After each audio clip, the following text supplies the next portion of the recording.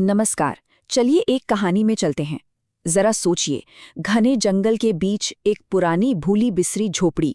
उसके अंदर एक ऐसा राज छिपा है जो आपको या तो मालामाल कर सकता है या फिर हमेशा के लिए पत्थर का बना सकता है। आइए इस शापित खजाने की कहानी की गहराई में उतरते हैं। तो कहानी शुरू होती है एक आवाज से, और ये आवाज है लालच की।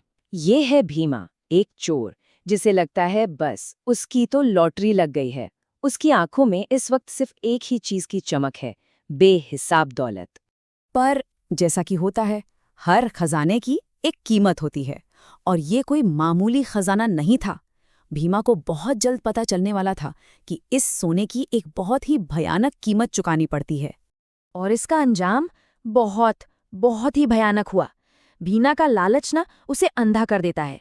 वो उस रहस्यमय बिल्ली की चेतावनी को पूरी तरह नजरअंदाज करता है, सोने के खंजर को छूता है, और बस पल भर में वो एक बेजान पत्थर की मूर्ति बन जाता है। लालच का पहला शिकार। तो भीमा की कहानी तो यहीं खत्म। अब कहानी में एंट्री होती है हमारे हीरो की, मोहन। मोहन एक बहुत ही नेक और ईमानदार आदमी है, लेकिन वो एक जालिम साहूकार मदन लाल के कर्ज के बोझ तले दबा हुआ है। ये दोनों किरदार मतलब जमीन आसमान का फर्क है इनमें। एक तरफ है मदन लाल, डरपोक, लालची और बेरहम, और दूसरी तरफ अपना हीरो मोहन, हिम्मत वाला, और जिसके लिए उसका फर्ज और इंसानियत सबसे बड़ी है। इन्हीं दोनों का टकराव कहानी को आगे बढ़ाएगा। अब मोहन के ऊपर इतना बड़ा कर्ज है और उसे अपने भाई को गुलामी से भी बचाना है, तो वो एक बहुत ही खतरनाक फैसला लेता है।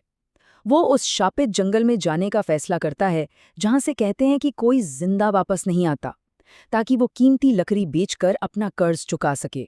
और यहीं पर हमें मोहन का असली किरदार देखने को मिलता है। जंगल में उसे एक प्यासा साधु मिलता है। अपनी जान की परवाह किए बिना वो अपने हिस्से का आखिरी पानी भी उस साधु को दे देता है। और कहते हैं ना, नेकी कभी बेकार नहीं जाती। मोहन की इस दयालुता का उसे इनाम मिलता है। साधु उसे ये सुरक्षा तावीज़ देता है, एक जादुई चीज जो उसे आने वाले खतरों से बचाने वाली है। ये एक छोटा सा तोहफा लगता है, लेकिन यही सब कुछ बदलने वाला है। तो अब मोहन पहुंचता है उसी शापित झोपड़ी में। जी हाँ, बिल्कुल वही जगह जहां भीमा पत्थर का बन गया था। लेकिन इस बार कहानी कुछ अलग होने वाली है। जैसे ही वो जादुई बिल्ली मोहन पर झपटने वाली होती है, उसकी नजर पड़ती है उस तावीज पर, और वो मोहन के नेक दिल को महसूस कर लेती है। और गुस्से की जगह बिल्ली उसे एक पुरानी छिपी हुई किताब के पास ले जाती है। यहीं से सारा राज खुलने वाला था। तो इस किताब में था उस झोपड़ी का सारा राज। एक बहुत ही सीधा साधा सा मंत्र। बस बिल्ली को दूध पिलाओ, मंत्र पढ़ो, और मिट्टी का कटोरा बन गया खरा सोना। मोहन को लगा चलो उसकी सारी मुश्किलें अब हल हो गई, पर ऐसा था नहीं। लेकिन उस किताब में एक बहुत बड़ी, एक बहुत ही खतरनाक चेतावनी भी लिखी थी कि इस सोने का इस्तेमाल अच्छे कामों के लिए तो हो सकता है, लेकिन अगर किसी जालिम राजा ने इससे हथियार बनाए तो श्राप जाग जाएगा।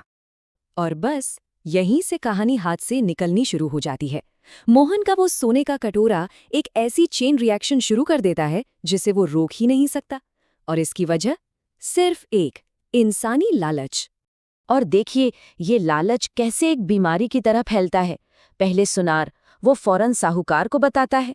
साहूकार सारा राज जानने के लिए जासूसी करता है, और वो ये बात राजा तक पहुंचा देता है। और राजा, वो तो इन सबसे ज्यादा लालची है। वो फौरन अपनी पूरी सेना भेज देता है उस बिल्ली को जबरदस्ती लाने के लिए। और बस पल भर में सब कुछ बदल गया। मोहन, जो अपनी समस्या सुलझाने आया था, अब खुद एक कैदी है, और वो जादुई बिल्ली अब एक बेरहम और लालची राजा के कब्जे में है। अब मंच तैयार है आखिरी टकराव के लिए। तो अब कहानी पहुंच चुकी है अपने क्लाइमैक्स पर। महल के अंदर सारे किरदार एक जगह जमा है, और वो श्राप जिसे सबने नजरअंदाज कर दिया था, अब अपना असली रंग दिखाने वाला है। राजा तो अपनी नई ताकत के नशे में चूर है। वो ठीक वही काम करता है जिसके लिए किताब में सख्त मना किया गया था। वो हुक्म देता है कि इस जादुई सोने से उसकी सेना के लिए हथियार बनाए जाएं, और यही उसकी सबसे बड़ी और आखिरी गलती थी। राजा मोहन और मदन लाल दोनों को गद्दार करार देता है, और हुक्म सुनाता है अपने सैनिकों को कि इन सोने की नई तलवारों से इन दोनों का सिर कलम कर दिया जाए। उसका घमंड उसे पूरी तरह अंधा कर चुका था। और ठीक उसी पल जब वो तलवारें मारने के इरादे से हवा में उठती हैं, श्राप की शर्त पूरी हो जाती है। महल में एक अजीब सी खौफनाक खामोशी छा जाती है, क्योंकि जादू ने अपना काम शुरू कर दिया था। इसका अंजाम फौरन और बहुत ही भयानक होता है। वो सोने की तलवारें सैनिकों के हाथों से चिपक जाती हैं। उनके जिस्म धीरे धीरे पत्थर में बदलने लगते हैं और देखते ही देखते पूरी की पूरी सेना पत्थर के बूतों में तब्दील हो जाती है। राजा का सबसे बड़ा हथियार उसी की तबाही का कारण बन गया। अब इतनी बड़ी तबाही देखकर तो कोई भी डर के मारे कांप जाएगा, है ना? पर मदन लाल नहीं। मौत को सामने देखकर भी उसका लालच कम नहीं होता। उसे लगता है कि ये सही मौका है राजा को मारकर सारा खजाना खुद हड़पने का। तो आखिर में होता क्या है? राजा तो मारा जाता है। मदन लाल जैसे ही सोने के खंजर से राजा को मारता है, वो खुद भी उसी श्राप का शिकार होकर पत्थर बन जाता है। और अंत में सिर्फ मोहन बचता है, जो उस बिल्ली को आजाद करके इस श्राप की चक्र को हमेशा के लिए तोड़ देता है। तो ये कहानी हमें एक बहुत ही सीधे लेकिन गहरे सवाल के साथ छोड़ जाती है कि असली खजाना आखिर है क्या? वो सोना जिसके लिए लोग मारने और मरने पर उतारू हो जाते हैं, या फिर वो इंसानियत और नेकी जो मोहन ने दिखाई?